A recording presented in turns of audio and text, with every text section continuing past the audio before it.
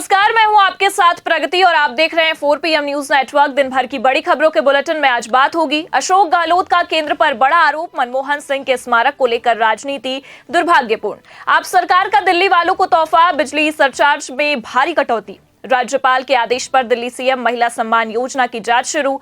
लालू यादव ने कहा कि स्मारक के लिए जगह मिलनी चाहिए। देश को डॉक्टर मनमोहन सिंह जैसा राजनेता कभी नहीं मिलेगा। आप और कांग्रेस को समझना होगा हमारा दुश्मन कौन है, अगर नहीं पता तो सब कुछ बेकार। इन सभी खबरों पर चर्चा करने से पहले एक नजर आज की प्रमुख सुर्खियों पर। पंचतत्व में विलीन हुए आर्थिक सुधारों के महानायक, राजकीय सम्मान के साथ हुई मनमोहन सिंह की अंत्येष्टि। पूरा देश कर रहा है नमन। कांग्रेस के वरिष्ठ नेता अशोक गहलोत ने की मनमोहन सिंह स्मृति स्थल की मांग। कहा केंद्र सरकार को आगे आना चाहिए था। शिवसेना यूबीटी नेता संजय राउत का बड़ा बयान। कहा आप और कांग्रेस को समझना होगा हमारा दुश्मन कौन है, अगर नहीं पता तो सब कुछ बेकार। दिल्ली विधानसभा चुनाव में उतरी अजीत पवार की पार्टी, 11 सीटों पर उतारे उम्मीदवार। महाराष्ट्र में बीजेपी के साथ लड़ा था चुनाव। आप सरकार का दिल्ली वालों को बड़ा तोहफा, बिजली सरचार्ज में की भारी कटौती। अब बिजली बिल में आएगी कमी।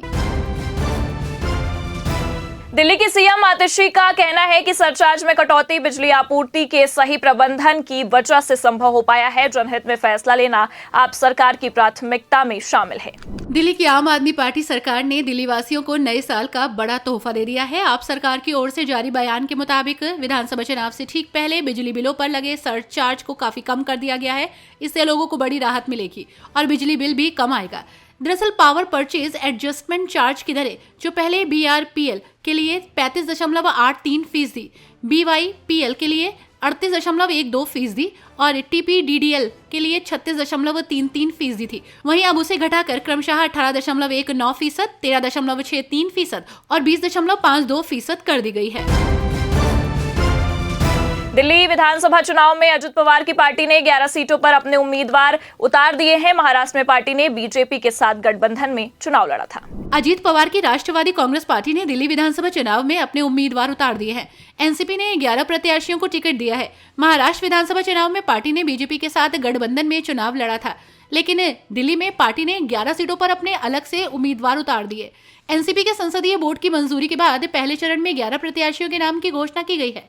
एनसीपी ने बुराड़ी, बादली, मंगोलपुरी, चांदनी चौक, बल्ली मारन, छतरपुर, संगम विहार, ओखला, लक्ष्मीनगर, सीमापुरी और गोकुलपुरी से प्रत्याशी की घोषणा की है।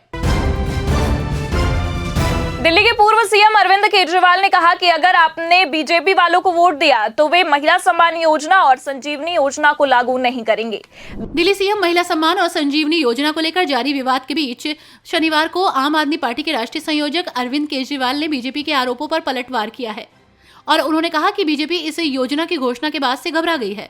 बीजेपी को दिल्ली विधानसभा चुनाव में हार का डर सता रहा है।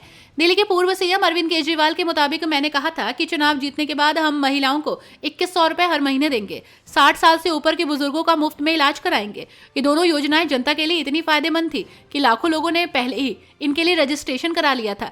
इससे भाजपा घबरा गई। दिल्ली विधानसभा चुनाव से पहले इंडिया गठबंधन में शामिल कांग्रेस और आम आदमी पार्टी के बीच तनातनी जारी है। इस पर शिवसेना यूबीटी नेता संजय राउत ने दोनों पार्टी को बड़ी नसीहत दी है। हालांकि उन्होंने ये भी कहा कि आप कांग्रेस से पंजाब और दिल्ली छीन लिया, इससे कांग्रेस आहत हुई है।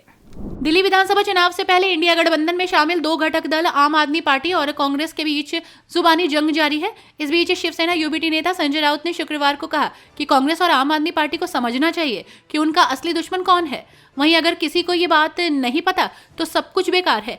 इंडिया गठबंधन के दोनों सहयोगियों में गतिरोध के बीच राउत का ये इशारा बीजेपी की तरफ था। शिवसेना यूबीटी के राज्यसभा सांसद संजय राउत ने संवाददाताओं से बातचीत में कहा कि कांग्रेस और आप राज्य स्तर पर अलग अलग चुनाव लड़ते हैं, उनके विचार भिन्न हो सकते हैं, लेकिन उन्हें विपक्षी गठबंधन के हिस्से के रूप में अपने रिश्तों को ध्यान में रखना चाहिए। उद्धव गुट के नेता ने कहा कि आप और कांग्रेस की लड़ाई पुरानी है। दोनों दलों को दिमाग में रखना चाहिए कि वे इंडिया गठबंधन के घटक के रूप में मिलकर कुछ चुनाव लड़ चुके हैं। मणिपुर के 2 गांवों में हथियारबंद लोग घुस गए और वहां उन्होंने गोलीबारी शुरू कर दी और उन्होंने बमबारी भी की। मौके पर सुरक्षाकर्मी पहुंचे और उन्होंने वहां जवाबी कार्रवाई की। सुरक्षा बलों ने स्थानीय लोगों को बड़ी मशक्कत के बाद सुरक्षित बाहर निकाला। मणिपुर के इम्फाल ईस्ट के गांव में कुछ हथियारबंद लोग आए और अचानक गोलीबारी करने लगे। इस घटना पर मणिपुर के मुख्यमंत्री एन बीरेन सिंह ने गुस्सा जाहिर किया। उन्होंने कहा कि इम्फाल ईस्ट के संसाबी और धमना पोकपी में कुकी उग्रवादियों की ओर से की गई अंधाधुंध गोलीबारी की कड़ी निंदा करता हूं। इस घटना में कई नागरिक और सुरक्षाकर्मी घायल हो गए। राज्य के निर्दोष लोगों पर इस तरह गोलीबारी की घटना बेहद कायरतापूर्ण है। बिना किसी कारण के किया गया ये हमला शांति और सद्भाव पर हमला है। उन्होंने कहा कि गोलीबारी से प्रभावित क्षेत्रों में पर्याप्त सुरक्षाकर्मी भेजे गए हैं। घायलों को जरूरी सहायता मिल रही है और सरकार ऐसी चुनौतियों का सामना करने के लिए शांति और एकता का आह्वान करती है। ऐसी स्थिति से निपटने के लिए केंद्रीय बलों और राज्य पुलिस के बीच उचित समन्वय और समझ होनी चाहिए। उत्तर प्रदेश के संभल में जामा मस्जिद के सामने पुलिस चौकी का निर्माण हो रहा है, जिसका शिलान्यास भी हो चुका है। इस निर्माण को लेकर AIMIM नेता असदुद्दीन ओवैसी ने बीजेपी पर निशाना साधा है और उन्होंने कहा कि सरकार के पास शराब खाने और पुलिस चौकी बनाने के लिए पैसे हैं, लेकिन कभी अस्पताल, स्कूल नहीं खुलवाए जाते हैं। संभल में 24 नवंबर को हुई हिंसा के बाद पुलिस और प्रशासन आज भी अलर्ट मोड पर काम कर रहा है। सुरक्षा को देखते हुए संभल के थाना क्षेत्र के कोट पूर्वी मोहल्ले में पुलिस चौकी का निर्माण हो रहा है, जिसका भूमि पूजन भी हो चुका है। प्रशासन ने हाल में संभल हिंसा के मद्देनजर यहां पुलिस चौकी स्थापित करने का निर्णय लिया है। पुलिस चौकी के निर्माण पर AIMIM नेता असदुद्दीन ओवैसी ने बीजेपी पर निशाना साधा। असदुद्दीन ओवैसी ने कहा कि संभल की जामा मस्जिद के सामने पुलिस चौकी बनाई जा रही है। देश के किसी भी कोने में चले जाइए, वहां की सरकार ना तो स्कूल खुलवाती है, ना ही अस्पताल। अगर कुछ बनाया जाता है तो वो है पुलिस चौकी और शराब खाने। महाराष्ट्र कांग्रेस के प्रदेश अध्यक्ष नाना पटोले ने कहा कि देश के बेटे मनमोहन सिंह के साथ भेदभाव किया जा रहा है, जो कि सही नहीं है, जबकि उनके योगदान को पूरा देश याद कर रहा है। महाराष्ट्र कांग्रेस अध्यक्ष नाना पटोले ने कहा कि मनमोहन सिंह ने कहा था कि लोग मुझे कमजोर प्रधानमंत्री के तौर पर देखते हैं, लेकिन आज दुनिया उनके देश के लिए दिए गए योगदान को याद कर रही है। दुनिया के मंच पर उनका सम्मान किया जा रहा था। जो आलोचना उनकी करते थे, आज उनको याद कर रहे हैं। वो अर्थशास्त्र के डॉक्टर थे और ऐसे महान नेता को हम श्रद्धांजलि दे रहे हैं। नाना पटोले ने कहा कि सत्ता में बैठे लोगों में वो सोच नहीं है, लेकिन सुपुत्र के लिए भेदभाव किया जा रहा है, ये सही नहीं। डॉक्टर मनमोहन ने देश के लिए काम किया।